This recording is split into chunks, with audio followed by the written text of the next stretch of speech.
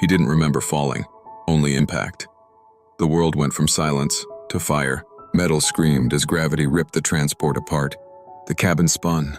Sparks, alarms, fragments of light flashing like memories being torn apart. A burst of static in his ear. Control lost, brace. Then nothing. When he opened his eyes, the sky wasn't black, it was silver. Not stars, not clouds, something in between. The kind of light that makes you forget which way is up. He was alive. At least that's what his suit told him. Oxygen minimal, pressure unstable, communication dead. He tried to stand. His boots sank into something soft, almost fluid. A sea of gray dust that shimmered with static. The wreck lay half buried behind him, still glowing from the descent burn. No horizon, just endless waves of metallic dunes. No moon looked like this. His name, Elian, mission engineer. Last recorded entry, expedition vessel Helios 7, bound for a test run on the outer moons of Kepler 92. That was 2 hours ago, or maybe 2 days. The clock on his wrist kept resetting. He pulled out a beacon transmitter. Cracked. His emergency drone offline. Only one thing responded, the ship's fragmented AI, core flickering faintly through his visor display. Unit alive? It whispered in broken code. Elian stared at the glitching text. Yes, he answered, barely. A tremor rolled through the ground. Not seismic, rhythmic, like something pulsing far beneath. Dust rose in spirals around him. The wreck creaked, echoing in the strange stillness. He scanned the sky. No stars, just a moving haze, as though the planet itself was breathing. I blinked again. Signal source, unknown. Suggest relocation, hazard level, escalating. He knew what that meant. The wreck's power cells were unstable. If they ruptured, the entire site would melt into slag. He gathered what he could. Thermal canisters, a half-charged plasma cutter, a shattered panel still glowing faintly blue. That's when he saw it. Far out in the haze, a flicker of light. Not a star, not lightning, something steady. Artificial a base, another ship? Or something that shouldn't exist here. He tightened his grip on the cutter. The oxygen gauge flashed red. No time to think, only to move. Each step sank deeper into the shifting terrain. His reflection ghosted on the visor, his breath fogging the glass. Every heartbeat louder than the wind. And then, the ground opened beneath him. A silent collapse. A downward fall through dust and light. He landed hard, not on rock but metal, a buried structure. Ancient smooth, and as his suit lights flickered back on, words appeared across the eyes dying display. Welcome back, pilot. The crash should have ended him, but it didn't. Elian woke to the quiet hum of something beneath the metal floor. A faint blue glow pulsed in the dark, like the heartbeat of a sleeping machine. He rose slowly, brushing gray dust from his spacesuit. The underground chambers stretched endlessly, lined with walls that looked grown, not built, curving, smooth, and almost alive. Symbols ran across the panels, shifting like liquid light when he moved his hand near them. His helmet mic crackled again. The AI, still alive, still fractured, whispered, energy signature, compatible with fusion systems. Possible power source detected. He scanned the floor. Beneath a thin layer of dust, a massive circular core rested at the center. It looked dormant, but its surface was warm, like it was waiting. He crouched beside it, setting down his tool bag. Every engineer's instinct screamed one thing. Power means life. He worked in silence, hands trembling as he reconnected damaged conduits from his crash pack to the ancient interface. One spark, then another. The entire room awakened. Softly, not violently, like a sunrise spreading through metal veins. The walls illuminated, revealing a tunnel ahead. For the first time since the crash, he smiled. This place, it remembers power, he said quietly. Hours, or maybe days, passed. He stripped down the wreck's remaining modules, life support coils, navigation chips, oxygen processors. Piece by piece, he began building something between a beacon and a ship, a rescue craft that might break through the storm layer above.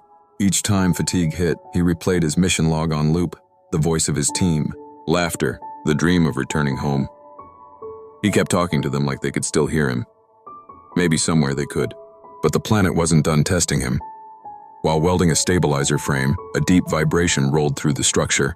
The blue light flickered, once, twice, then steadied again, dimmer this time. Dust fell from the ceiling like snow. The AI spoke. Energy fluctuation detected. External interference probable. He looked toward the tunnel. In the distance, faint outlines shifted. Smooth, tall shapes moving without sound. They weren't machines, he knew. They moved like shadows obeying a pattern.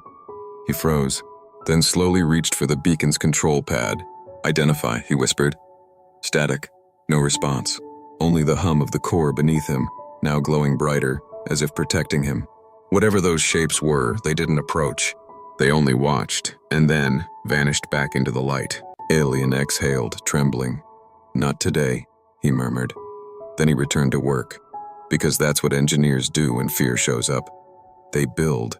By the end of the second cycle, his prototype stood half-assembled, sleek, silver, and imperfect. He had no flight computer, no launch sequence, only faith that momentum and math would be enough. As he rested beside it, he looked up through a crack in the ceiling, a glimpse of that strange silver sky. I'm not staying here, he said softly. Not forever. The AI flickered once more, almost warmly. Understood, pilot, beginning launch calculations. And somewhere in the endless storm above, something answered. A signal, faint but real. Help was listening. The core had stabilized. The air was thin, the heat unbearable. But Elian didn't stop. For 47 cycles, he built and rebuilt, carving miracles out of scrap.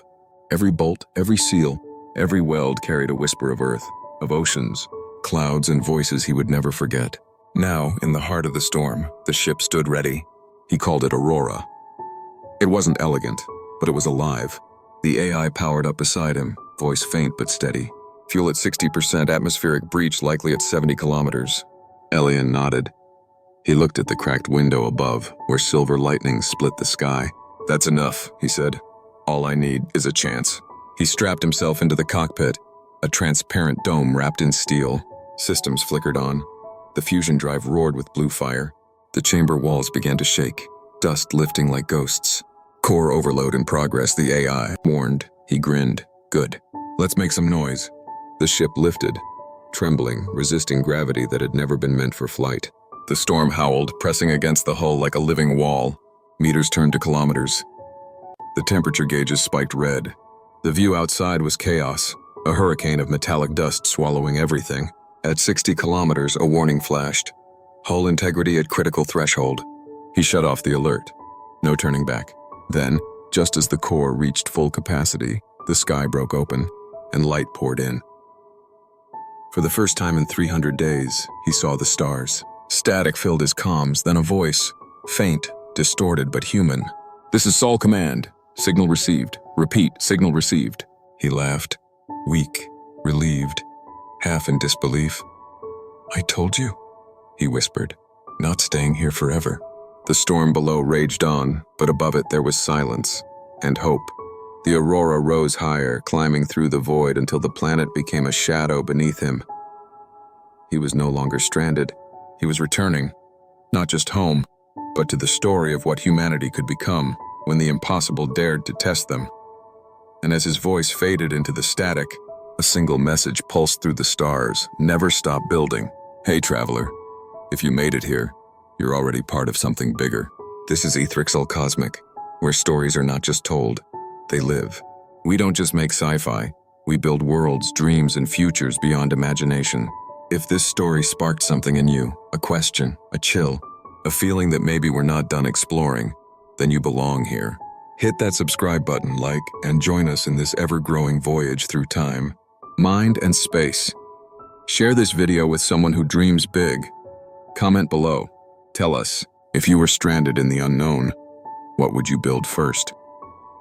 We read every thought, every spark, every story, because this channel isn't just about stories. It's about you, the ones who imagine, the ones who build, the ones who believe. Welcome home, Voyager. The universe of AethryxalCosmic has just begun.